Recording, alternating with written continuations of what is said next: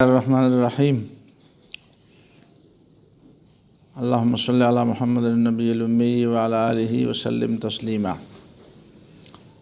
عن ابی ذر رضی اللہ عنہ عن النبی صلی اللہ علیہ وسلم فیما یروی عن اللہ عز وجل انہ قال یا عبادی انی حرمت الظلم علی نفسی وجعلتہ بینکم محرما فلا تظالموا۔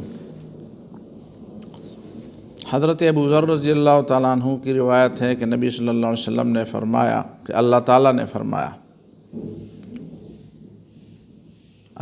نے فرمایا اے میرے بندو، میں نے ظلم اپنے اوپر حرام قرار دیا ہے اور تمہارے درمیان بھی حرام قرار دیا ہے، پس ایک دوسرے پر ظلم نہ کرو۔ اے میرے بندو، تم سب گمراہ ہو سوائے اس کے جسے میں ہدایت دوں، بس مجھ سے ہدایت طلب کرو، میں تمہیں ہدایت دوں گا۔ اے میرے بندو، تم سب بھوکے ہو سوائے ان کے جن کو میں کھلاؤں، بس مجھ سے کھانا مانگو، میں تمہیں کھانا دوں گا۔ اے میرے بندو، تم سب ننگے ہو سوائے اس کے جسے میں کپڑا پہناؤں، مجھ سے مانگو، میں تمہیں کپڑا پہناؤں گا۔ اے میرے بندو، تم دن رات غلطیاں کرتے ہو، میں دیکھتا ہوں کہ تم دن رات غلطیاں کرتے ہو اور میں گناہوں کو بخشتا ہوں، بس مجھ سے معافی مانگو، میں تمہیں بخش دوں گا۔ اے میرے بندو، تم مجھے تکلیف نہیں پہنچا سکتے ہو، تم اتنے بڑے نہیں ہو کہ مجھے کوئی تکلیف دو، اور نہ تم مجھے کوئی فائدہ پہنچا سکتے ہو۔ میرے بندو، اگر تمہارے ابتدائی لوگ اول سے لے کر آخر تک، انسان اور جنات، سب کے سب ایسے شخص کی طرح ہو جائیں جس کا دل سب سے زیادہ پاک ہے، اور تم میری بندگی کرتے رہو اور کوئی بھی تم میں سے نافرمان نہ ہو، تو یہ میری بادشاہی میں معمولی سا اضافہ بھی نہیں کر سکتا، تمہاری یہ ساری عبادتیں۔ اے میرے بندو، اگر تمہارا پہلا آدمی سے لے کر آخر آدمی تک اور تمہارے سارے انسان اور جنات اس شخص کی طرح ہو جائے جو سب سے زیادہ بد کردار ہے اور بدکار ہے، اور سب بدکاریاں کرنے لگو، گناہ کرتے رہو، ظلم نافرمانیاں کرتے رہو، تو یہ میری بادشاہی میں معمولی سی بھی کمی نہیں کر سکتی۔ تمہاری نافرمانی سے میری بادشاہی میں کوئی فرق نہیں آتا۔ اے میرے بندو، اگر تمہارا اول سے لے کر آخر تک سارے انسان اور سارے جنات ایک کھلے میدان میں جمع ہو جائیں اور ہر شخص وہ مانگے مجھ سے جو وہ مانگنا چاہتا ہے، اور میں ان سارے انسانوں اور جنات کو وہ سب کچھ دے دوں جو وہ مجھ سے مانگتے ہیں، ما نقص ذلک مما عندی، تو اس سے میرے خزانوں میں کوئی فرق نہیں پڑے گا، سوائے اس فرق کے کہ ایک آدمی سمندر میں اپنی سوئی ڈبو دیتا ہے اور پھر اٹھا دیتا ہے تو دیکھے کہ اس سوئی کے پلے کتنا پانی پڑ گیا ہے، اور اس پانی کی نسبت اس سمندر کی طرف کیسی ہے، کیا ہے، اتنی کمی بھی نہیں کر سکتے میرے خزانوں میں اتنی کمی بھی نہیں ہو سکتی۔ میرے بندو، یہ تمہارے اعمال ہے، میں تمہارے اعمال کو تمہارے لیے رکھ دیتا ہوں اور پھر ان اعمال کا بدلہ پورا کا پورا تمہیں دے دوں گا۔ پس جو کوئی اپنے اعمال نامے میں کوئی بھلائی دیکھے تو اللہ تعالیٰ کی حمد کرے، اور جو اس کے علاوہ کچھ دیکھے تو اپنے آپ کو ملامت کرے اور اپنے علاوہ کسی اور کو ملامت نہ کرے۔ یہ بڑی زبردست حدیث ہے، ساری حدیث نبی صلی اللہ علیہ وسلم کے معجزات میں سے ہیں، ایسی باتیں پیغمبر کے علاوہ کوئی نہیں کر سکتا۔ سوال پیدا نہیں ہوتا کہ پیغمبر کے بغیر کوئی ایسی بات کہہ سکتے۔ یہ گویا کہ الہامی کلامات ہیں، روحانی اور وحی کی بنیاد پر یہ کلام کیا جا سکتا ہے، وحی کے بغیر ایسا کلام نہیں کیا جا سکتا۔ اس میں یہ پہلی بات کا تذکرہ پہلے ہو چکا ہے، حرمت الظلم علی نفسی، میں نے ظلم کو اپنے اوپر حرام قرار دیا ہے اور تمہارے درمیان بھی ظلم کو حرام قرار دیا ہے، تو ظلم مت کرو ایک دوسرے کے ساتھ۔ اس میں بار بار یہ فرمایا گیا یا عبادی یا عبادی۔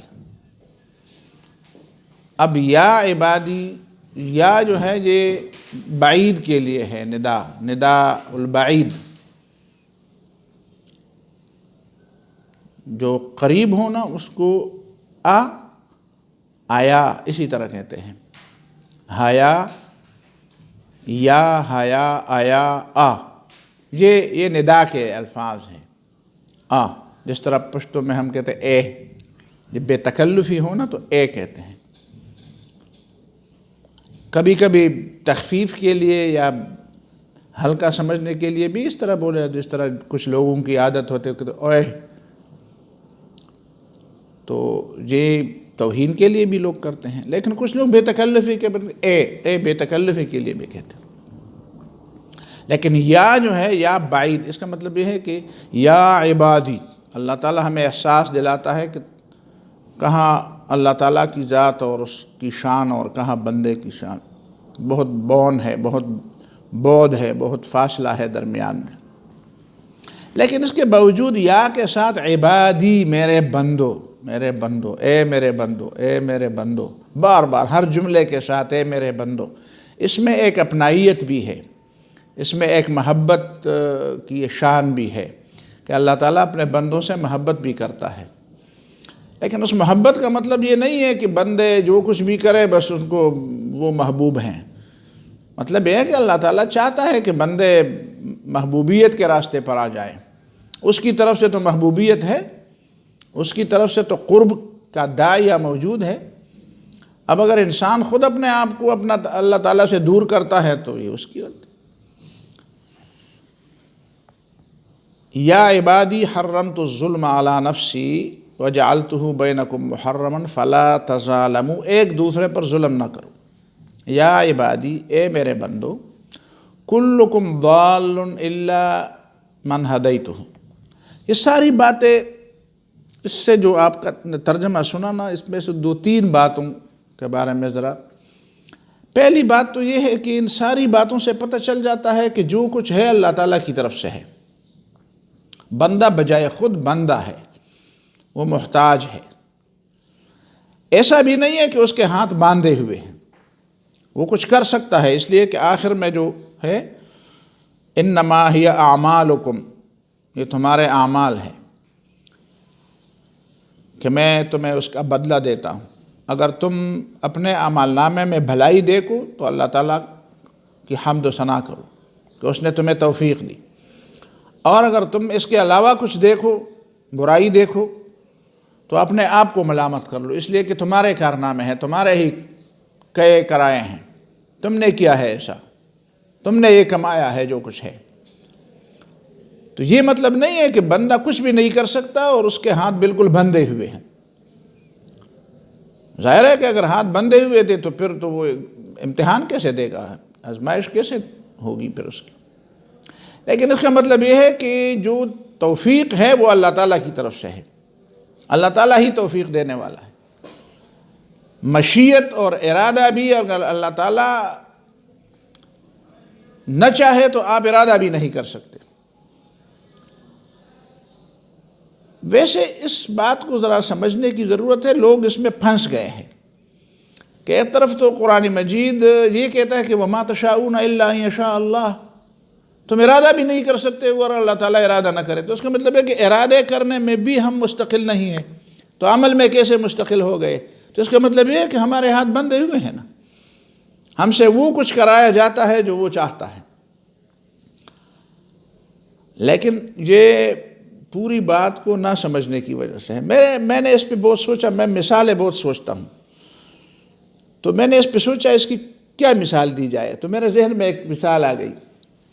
مثال کے طور پر میرے کمرے کے واش روم میں وہ پانی کی پائپ لگا ہوا ہے نا، اس ٹونٹی بھی ہے، ٹھیک ہے.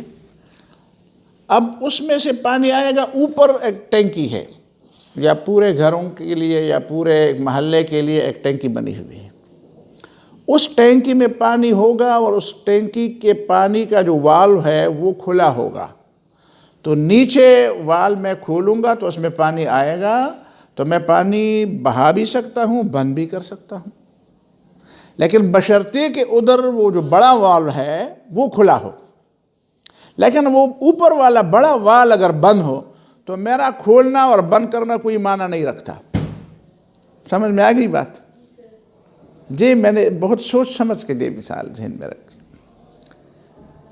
میرا ارادہ کرنا نہ کرنا یہ اس بنیاد پہ ہے کہ اللہ تعالیٰ نے مجھے یہ اختیار دیا ہے کہ اب تمہارے اختیار میں نے کچھ چیز دی ہے، تم کر لو ارادہ یا نہ کر لو. لیکن اگر میں اوپر والا وال بند کر دوں تو پھر تمہارا ارادہ کچھ کام. اس کا مطلب یہ ہے کہ جب میں چاہوں، جب اللہ تعالیٰ چاہے کہ انسان کچھ کرنے نہ کرنے پہ آزاد چھوڑ دیا جائے، اسی معاملے میں کوئی ایک معاملہ ایسا ہے جس میں انسان کو چھوڑ دیا جائے، تو وہ اوپر والا وال کھول دیتا ہے کہ اب تمہاری مرضی، پانی کو بہاتے ہو، استعمال کرتے ہو یا اس کو بند کر دیتے ہو. لیکن اگر میں کسی ایسے انداز سے جانا چاہتا ہوں کہ وہاں پہ جانا اللہ تعالیٰ کو منظور نہ ہو تو وہ اوپر والا بال بند کر دیتا ہے، تو میں نیچے ویسے کھولتا رہوں، بند کرتا رہوں، اس سے کوئی فرق نہیں پڑتا. اس کا مطلب یہ ہے کہ یہاں پہ اللہ تعالیٰ کا اپنا منصوبہ اور اپنی پلاننگ اس کی جو ہے وہ کارگر ہے. اب یہی پہ میری پلاننگ اور میرے ارادے اور میرے عمل، اس کا وہ دروازہ بند کر دیا گیا ہے. کئی انسانی زندگی میں کئی موڑوں پر ایسا ہوتا ہے جب انسان سمجھ جاتا ہے کہ یہاں پہ میں کچھ کرنا چاہتا ہوں لیکن میں نہیں کر سکتا. یہ وہ بات ہوتی ہے جب اللہ تعالیٰ کا منصوبہ اور اس کی پلاننگ انسان کی پلاننگ کے مقابلے میں ہوتی ہے، اور اللہ تعالیٰ نہیں چاہتا کہ ایسا ہو جائے. لیکن جہاں پہ اللہ تعالیٰ انسان کو آزاد چھوڑنا چاہتا ہے تو وہ کیا کرتا ہے، کیا نہیں کرتا، جھوٹ بولتا ہے، سچ بولتا ہے، نیکی کماتا ہے، برائی کماتا ہے، اس نے وہ اوپر والا وال چھوڑا ہوا ہوتا ہے. یا اسی طرح بجلی کی مثال لے لیں. جب اپنے اسٹیشن سے بجلی بند ہوتی ہے تو آپ کا بٹن آن اور آف کرنا، پنکھا چلانا نہ چلانا، ٹھیک ہے، ہیٹر چلانا نہ چلانا، اے سی چلانا نہ چلانا، کوئی معنی نہیں رکھتا. جب ادھر سے بٹن کھلا ہوتا ہے اور بجلی کی سپلائی جاری ہوتی ہے تو آپ کا بٹن بند کرنا اور کھولنا کوئی معنی رکھتا ہے. لیکن جب وہاں سے نہیں چاہا جاتا کہ نہیں اب بجلی نہیں ہے، اب بجلی چلی گئی ہے، تو اس کا مطلب یہ ہے کہ آپ پھر چلائیں، پھر اب کہ چلانا نہ چلانے کی کوئی معنی نہیں ہوتا، اس پہ کوئی اثر مرتب نہیں ہوتا. تو اس کا مطلب یہ ہے کہ بنیادی اختیار اللہ تعالیٰ کے پاس ہے. تو آپ یہ نہیں کہہ سکتے کہ میرے پاس کچھ اختیار بھی نہیں ہے. نہیں، آپ کے گھر میں جو ہے اس کے بٹن کے اختیار آپ کے پاس ہے، لیکن بشرطے کہ ادھر بٹن کھلا ہو. تو یہ پہلی بات. اسی بنیاد پہ ایک کلمہ جو اللہ تعالیٰ کو بہت پسندیدہ کلمہ ہے، اور نبی صلی اللہ علیہ وسلم نے فرمایا کہ یہ کلمات جو ہے یہ ہے کنز من کنوز تحت العرش، عرش کے نیچے خزانوں میں سے ایک خزانہ ہے. لا حول ولا قوت الا باللہ. تو اس کا مطلب کیا ہے؟ لا حول، ہمارے ہاں کہتے ہیں نا لا حول ولا قوت، تو یہ تو غلط بات ہوئی. لا حول ولا قوت، نہ کوئی طاقت ہے نہ کوئی خلاصی ہے. بھئی ہے الا باللہ کہنو نا. سمجھ میں آ گئی بات؟ جس طرح عرب کے سامنے آپ کہتے ہیں جزاک اللہ، تو وہ کہیں گے جزاک اللہ کیا؟ ہمارے ہاں تو کہتے ہیں جزاک اللہ، اللہ تعالیٰ آپ کو جزائے خیر. ہم تو خیر والے کو جزا کہتے ہیں. عربی میں جزا کا مطلب جزا بھی ہے اور سزا بھی ہے. جزا کا مطلب ہے بدلہ، بدلہ اچھا بھی ہوتا ہے برا بھی ہوتا ہے. جزا ربہ عنی عدی بن حاتم جزا الکلاب العاویات وقد فعل. عربی میں کہتے ہیں برے بدلے کو بھی جزا کہتے ہیں، اور ہمارے ہاں جزا و سزا، سزا برے بدلے کو اور جزا اچھے بدلے. تو ہم اردو پشتو میں کہتے ہیں جزاک اللہ تو وہ خوش ہوتے ہیں. آپ عرب کو کہتے ہیں جزاک اللہ، وہ کہتے ہیں جزاک اللہ کیا؟ آپ کہتے ہیں جزاک اللہ خیرہ. صرف جزاک اللہ نہ کہیں بلکہ کیا کہیں؟ جزاک اللہ خیر، اللہ تعالیٰ آپ کو بھلائی کا بدلہ دے۔ اسی طرح ہے لا حول ولا قوت، عام طور پر ہمارے حال وہ کہتے ہیں، عرب میں جا کر بھی لا حول ولا قوت، تو وہ لوگ کہتے ہیں کیا کہتے ہو تم، لا حول ولا قوت کچھ بھی نہیں ہے، یہ کہو کچھ بھی نہیں ہے الا باللہ، جو کچھ ہے اللہ کے پاس ہے، تو پوری بات کہہ دو۔ سمجھ میں آتی ہے بات؟ تو ہمارے لوگ جو ہیں نا وہ کبھی قاری بھی ایسے ہوتے ہیں جو عالم نہیں ہوتے، تو کسی علاقے میں کوئی عرب عالم آیا تھا، تو انہوں نے تو امام نے تلاوت شروع کی تھی، تو یوسف علیہ السلام کو کنویں میں جب پھینکا نا تو القوہ فی غیابۃ الجب اوحینا الیہ لتنبئنہم بامرہم ھذا وہم لا یشعرون، اور پھر برکات ختم کر دی اور سلام پھیر دیا۔ تو اس عربی نے اس کو کہا یار تم نے یوسف علیہ السلام کو کنویں میں پھینکا پھر نکالا نہیں، کنویں میں تو تم نے پھینک دیا تو پھر نکالتے بھی، مطلب ہے کہ بات پوری کر دیتے، بات پوری کر دیتے۔ تو لا حول ولا قوت الا باللہ، یہ لا حول، یہ پوری عبارت، پوری حدیث جو ہے گویا کہ اس کا یہ خلاصہ بھی ہے، 2-3 الفاظ میں اس کا خلاصہ۔ تو پہلا جملہ اس خلاصے کے بارے میں یہ ہوا کہ لا حول ولا قوت الا باللہ، آدمی تسلیم کر لے، مان لے، عقیدہ رکھے کہ لا حول من المعصیہ، گناہوں سے بچنا، ولا قوہ یعنی علی الطاعہ، اللہ کی بندگی کی قوت اور توفیق یہ نہیں ملتی الا باللہ، سوائے اس کے کہ اللہ تعالیٰ دے دے۔ میں خود نہ نیکی کی توفیق پا سکتا ہوں، میں خود نہ اپنے بل بوتے پر کسی گناہ سے بچ سکتا ہوں، اگر اللہ تعالیٰ مجھے نہ بچائے، اگر اللہ تعالیٰ مجھے توفیق نہ دے۔ یہ کنز من کنوز تحت العرش، یہ عرش کے نیچے جو خزانے ہیں یہ ان خزانوں میں سے ایک خزانہ ہے۔ اور جب آدمی مصیبت میں یہ جملہ بار بار دہرائے، بار بار، ایک حدیث میں یہ بات آتی ہے کہ ایک آدمی کا بیٹا کسی نے اغوا کیا، تو اس نے نبی صلی اللہ علیہ وسلم سے شکایت کی، کسی کافر قبیلے نے اغوا کیا، یعنی مدینہ کی ریاست کے اندر کی بات نہیں تھی نا، باہر۔ تو نبی صلی اللہ علیہ وسلم نے اس کو فرمایا کہ لا حول ولا قوت الا باللہ زیادہ پڑھو۔ تو 2-3 دن بعد وہ لڑکا آ گیا اور اپنے ساتھ جو ہے نا بڑی بھیڑ بکریوں کا ایک ریوڑ بھی ہانک کر لے آیا۔ تو اپنے باپ سے اس نے کہا کہ بابو، میں ان لوگوں نے تو میری کڑی نگرانی کرنی تھی، لیکن کچھ وقت بعد میں نے دیکھا کہ وہ بس اندھے بن گئے ہیں، وہ میری طرف دیکھتے نہیں ہیں، اور میں اسی طرح نکلا تو پھر میں نے کہا کہ کچھ چیزیں بھی ان سے لے لوں نا، کچھ غنیمت بھی ساتھ لے جاؤں، تو بس ریوڑ بھی ہانک کر لے آئے۔ یہ بنیادی پچھلے مہینے کی بات ہے، میرے ایک دوست کا بھتیجا کسی نے اغوا کیا تھا، تو اس نے میں نے دیکھا بڑا پریشان تھا بیچارہ، میں گیا اس کے پاس، تو پھر میں نے ان کو کہا کہ یہ ورد کر لو، 3-4 دن بعد انشاءاللہ العزیز آپ کا بھتیجا آ جائے گا۔ پھر 3 یا 3 یا 4 دن اس نے مجھے فون کیا کہ وہ آ گیا لڑکا آ گیا۔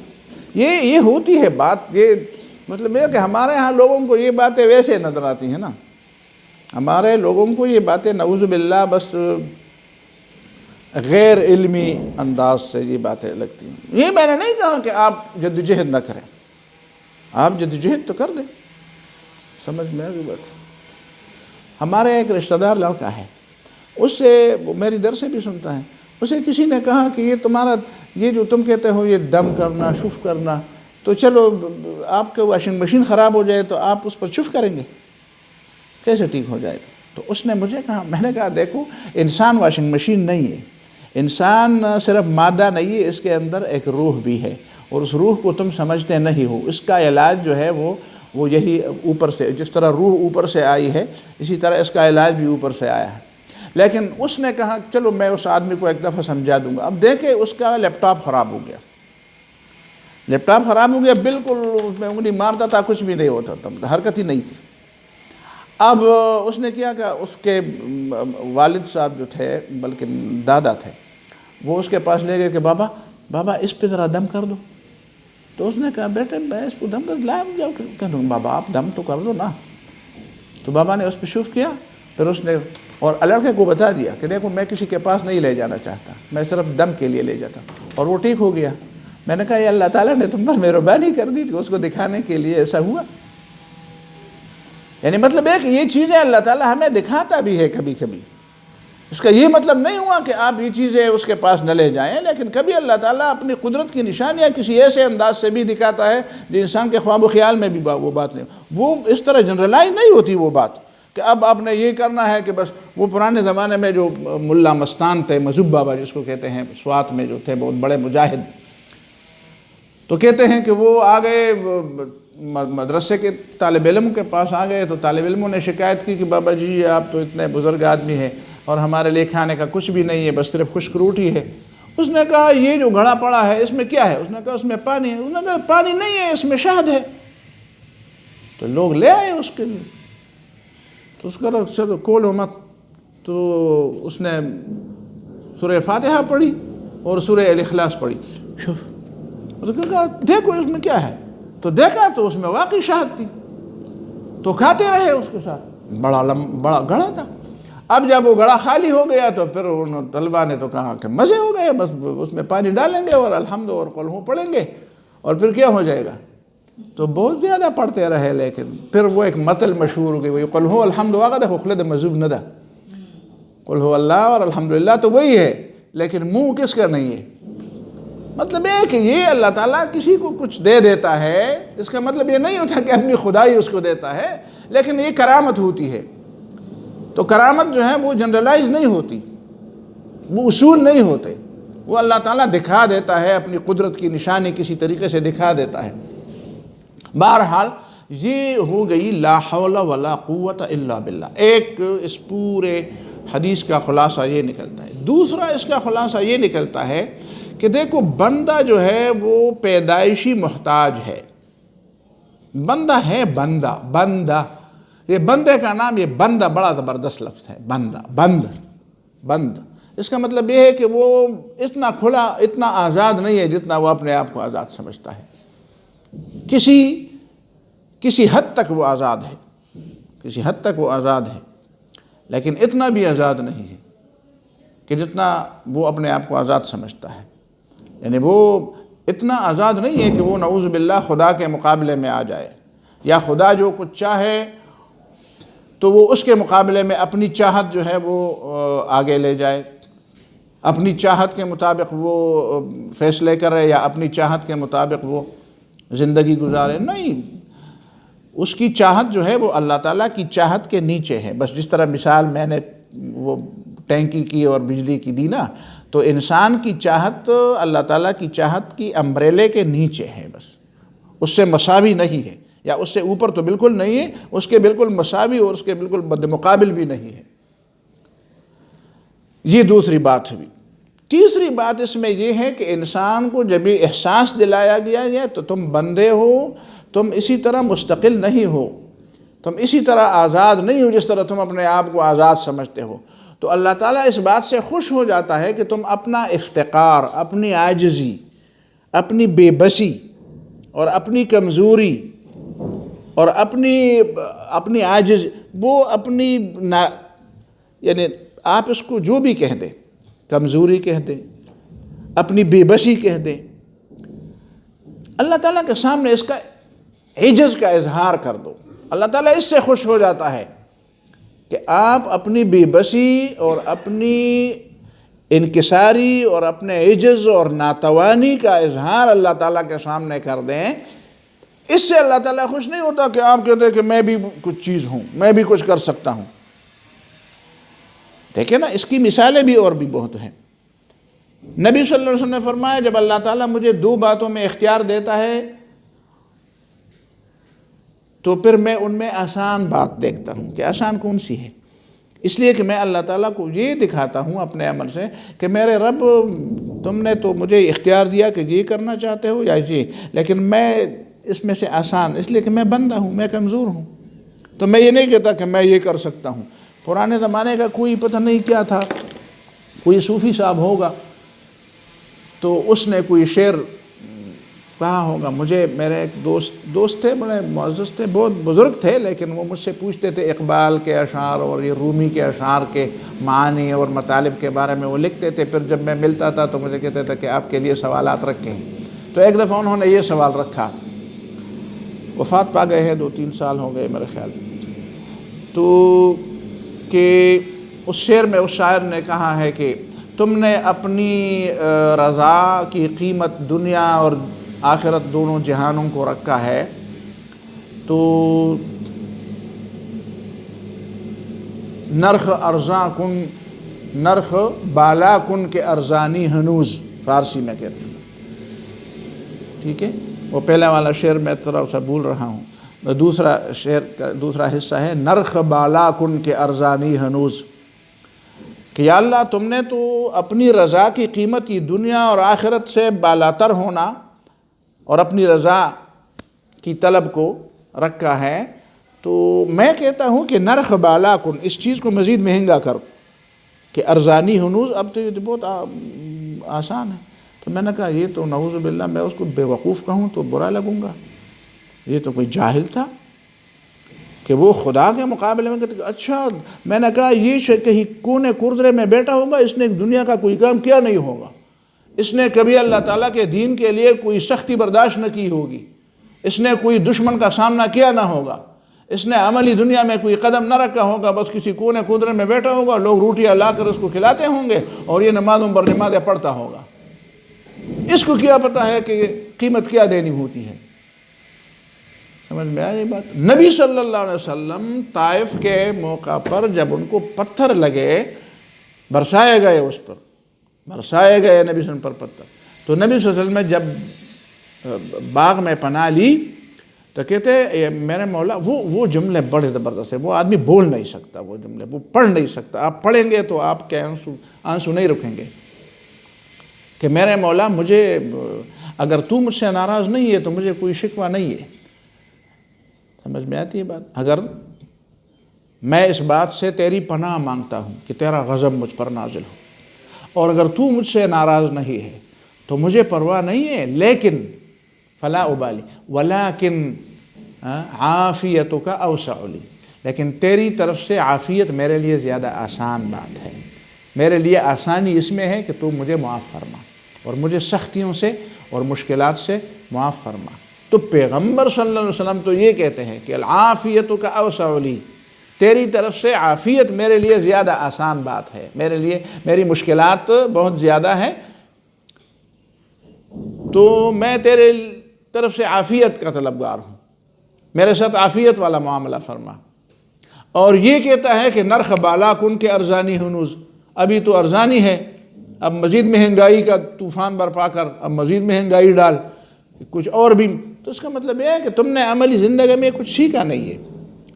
تو اللہ تعالیٰ کے سامنے اسی طرح رمضان میں ہمیں جو بتایا گیا ہے کہ سحری جلدی آخر میں ختم کر دو، آخری وقت میں، اور روزہ جلدی افطار کر لو، تو جلدی افطار کرنے میں کیا ہے کہ میرے مولا مجھے تو بھوک بھی لگی ہے اور مجھے پیاس بھی لگی ہے اور یہ جو سامنے چیزیں پڑی ہیں میں کیسے اس سے صبر کر سکتا ہوں، یہ تو تمہارا حکم ہے کہ میں رکا رہا ہوں، میں جو رکا رہا ہوں تو تمہارا حکم ہے، ورنہ میری کوئی بات نہیں ہے کہ ذاتی طور پر تو میں انسان ہوں، مجھے تو بھوک لگتی ہے، مجھے تو پیاس لگتی ہے، مجھے تو دل چاہتا ہے کہ میں کھاؤں ان چیزوں کو، تو جب تو نے اجازت دی تو میں تو فوراً بسم اللہ کر کے لے لیتا ہوں، میں کمزور ہوں۔ اللہ تعالیٰ کے سامنے اپنی وہ جو ہے نا اس کا اظہار نہ کرو، پہلوانی کا اور اپنی قوت کا، اور اپنے مطلب یہ ہے کہ زیادہ چیزیں برداشت کرنے کے اپنے اسٹیمنا زیادہ ہو، ان چیزوں کی وہ نہ کرو، بلکہ یہ کرو کہ میں عاجز ہوں، میں کمزور ہوں، یہ بنیادی بات ہے۔ اور پھر کمزوری کے ساتھ اللہ تعالیٰ کی نعمتوں کا شکر ادا کرنا، ٹھیک ہے، اور اپنی کمزوری کا اعتراف اور اپنی غلطیوں کا اعتراف کرنا، یہ تیسری بات، اپنی غلطیوں کا اعتراف کرنا اور اللہ تعالیٰ کی طرف سے جو آپ کو نعمتیں ملی ہوں ان کا شکر ادا کرنا۔ لہا ما کسبت وعلیہا ما اکتسبت، یہ بات بھی اس میں ہے کہ دیکھو آخری بات جو اس میں فرمائی گئی ہے وہ یہ ہے کہ لہا ما کسبت و علیہا ما اکتسبت، جو تم میں ملے گا وہ تمہارے عمل کا نتیجہ ہوگا، تمہیں جو بدلہ ملے گا وہ تمہارے عمل کا نتیجہ ہوگا۔ تو تمہارا عمل بہتر ہوگا تو بس اللہ تعالیٰ کی حمد و ثنا، اس لیے کہ توفیق اللہ تعالیٰ دیتا ہے۔ اور اگر تم اپنے عمل نامے میں اور کچھ چیزیں دیکھو، برائیاں دیکھو، تو فلا تلومن الا نفس ولا یلومن الا نفسہ، تو پھر یہ نہ کہو کہ بس اللہ نے چاہا تو مجھ سے یہ برائی ہو گئی، اللہ نے چاہا تو میں برے راستے چل پڑا۔ نہیں، یہ تمہارے اپنے کے کرائے کی بات، تم نے خود یہ کمایا ہے۔ لہا ما کسبت و علیہا ما اکتسبت، جو تم نے کیا ہے یہ بھی تمہارے لیے، اور جو تمہارے اوپر جو ہے نا وہ وبال ہے وہ بھی تمہارے اپنے کیے پر ہے۔ تو یہ تین چیزیں جو ہے وہ یہ ان پوری حدیث کا خلاصہ، اور اس کا گویا کہ اوور ویو سمجھے، اوور ویو تو نہ سمجھے اس کو، یعنی اس کا ایک وہ سمجھے، یعنی سادہ الفاظ میں اس کا پورا جو مفہوم ہے، ہاں نچوڑ ہے، اس کو یہ سمجھے۔ پھر تفصیل میں جاتے ہیں، ایک ٹکڑا پڑھ لیتے ہیں کہ یا عبادی کلکم ضال، یہ جملہ یہاں پہ چھوٹ گیا ہے، متن میں نہیں ہے، ترجمہ میں اس نے رکھا ہے لیکن متن میں نہیں ہے، لیکن دوسرے حدیثوں میں یہ جملہ ہے، یا عبادی کلکم ضال، میرے بندو تم سب گمراہ ہو۔ ظاہر ہے کہ انسان اگر اللہ تعالیٰ ہدایت کی طرف سے ہدایت نہ ہو، دیکھیں اللہ تعالیٰ کی ہدایت دو قسم کی ہوتی ہے، ایک تو یہ ہے کہ اللہ تعالیٰ نے فطرت میں یہ چیز ڈال دی ہے، ٹھیک ہے، وَهَدَيْنَاهُ النَّجْدَيْنِ وَهَدَيْنَاهُ النَّجْدَيْنِ، انسان کو دونوں راستوں کے بارے میں بتایا گیا ہے کہ برائی اور بھلائی، ان کے درمیان تمیز کیا ہے، ان کے درمیان فرق کیا ہے، نیکی کیا ہے اور بدی کیا ہے، حق کیا ہے اور باطل کیا ہے، یہ دونوں کی تمیز اللہ تعالیٰ نے انسان کے دل کے اندر ڈال دی ہے۔ پھر اللہ تعالیٰ نے مختلف زمانوں میں مختلف پیغمبر بھیجے ہیں، یہ اللہ تعالیٰ طرف سے ہدایت ہے۔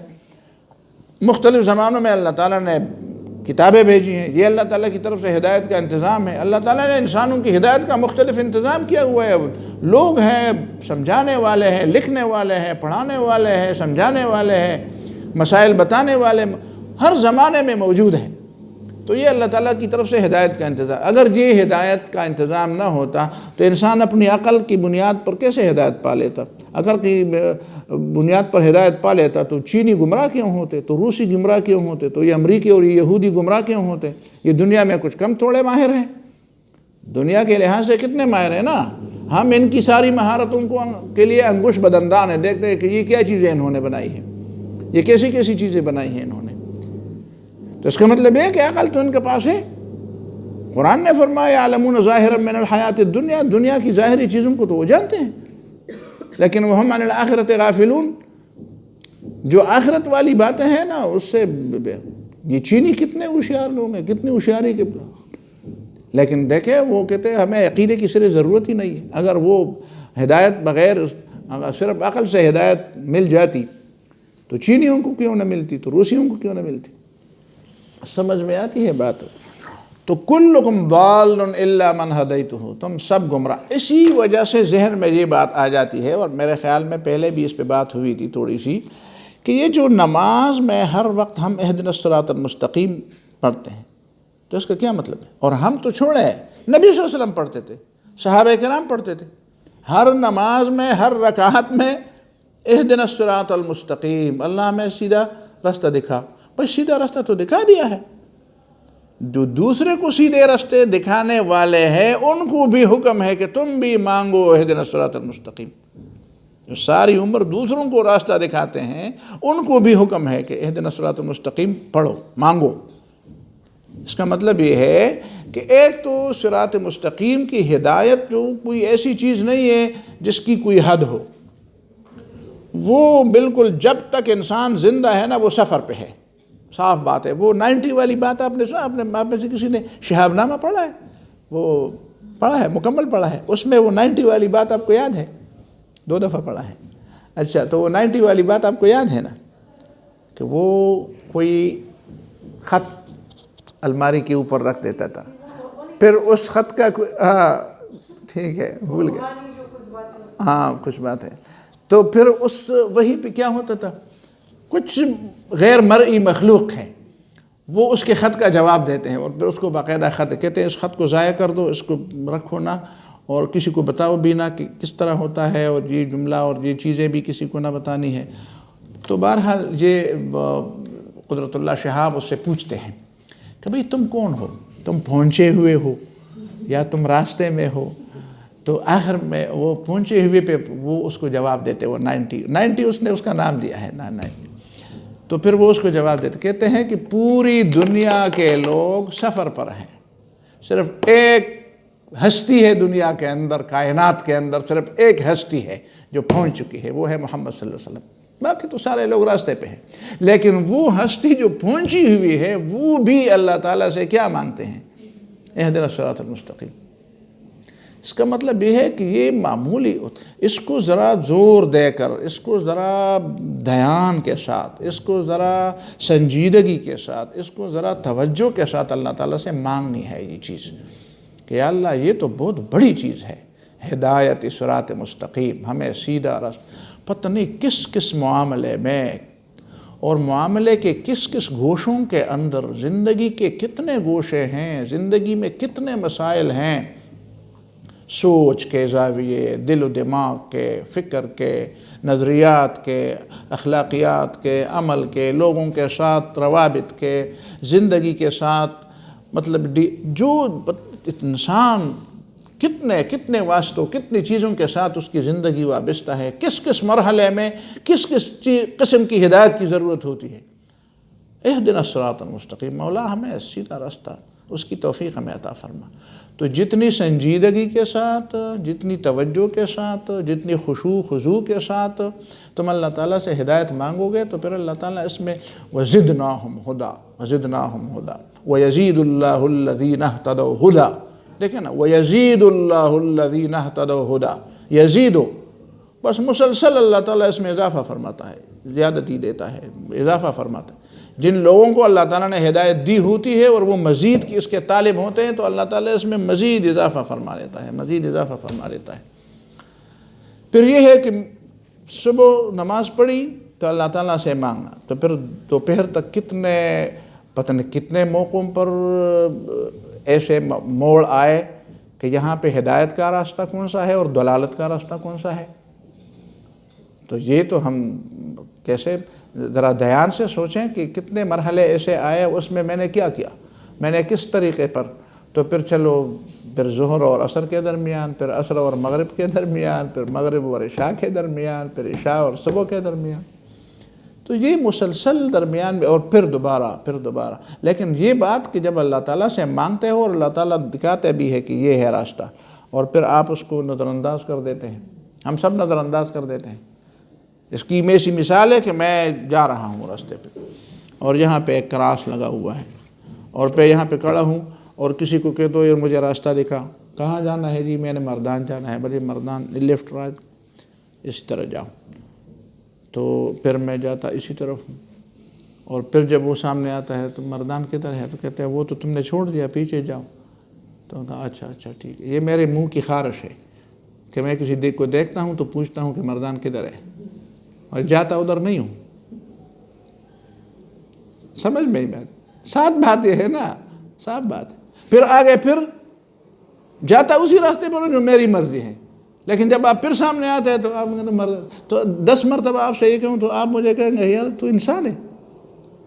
اور اللہ تعالیٰ سے ہم ہزارہاں لکھوکھا بار، لیکن اللہ تعالیٰ پھر بھی کہتا ہے چلو بندے 50 سال 30 سال 50 سال تک تو تم نے یہ نخرہ کیا اور یہ مذاق بنا دیا، چلو اب بھی آ جاؤ، میں تمہیں دکھا دیتا ہوں، چلو معاف کر دیتا ہوں۔ تو یہ کوئی معمولی بات تو نہیں ہے۔ تو کلکم ضال، مان لو کہ تم گمراہ ہو، الا من ہدیتہ، سوائے اس کے جسے میں راستہ دکھا دوں، جسے میں ہدایت دوں، جسے میں توفیق دوں، جسے میں راستہ بتا دوں۔ فاستہدونی، تو مجھ سے مانگو، مجھ سے ہدایت مانگو، مجھ سے راستہ مانگو، مجھ سے صراط مستقیم کی توفیق مانگو۔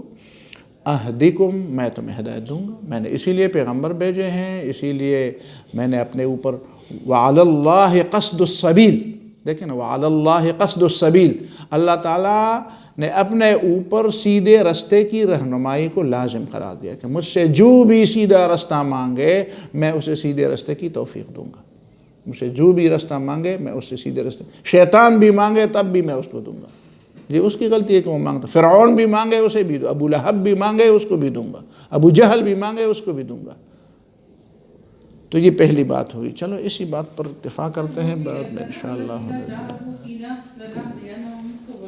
وآخر دعوانا. ہاں بالکل جو کوشش کرتے ہیں ان کو پھر ہم اپنا راستہ دکھاتے ہیں. دکھا